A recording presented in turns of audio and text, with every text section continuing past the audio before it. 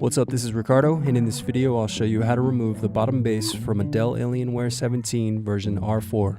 If you're looking for parts for this laptop, go to our website and use this coupon for a 5% off discount.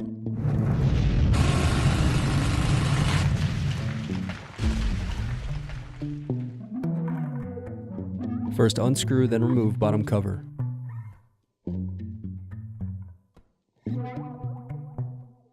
Then disconnect battery cable. Then unscrew and disconnect hard drive. Then unscrew and remove bracket. Then disconnect and remove wireless card. Now unscrew and remove input-output cover.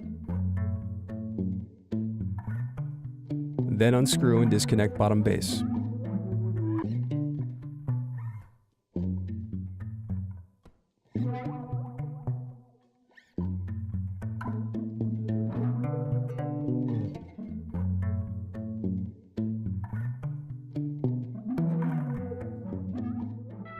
Thanks for watching.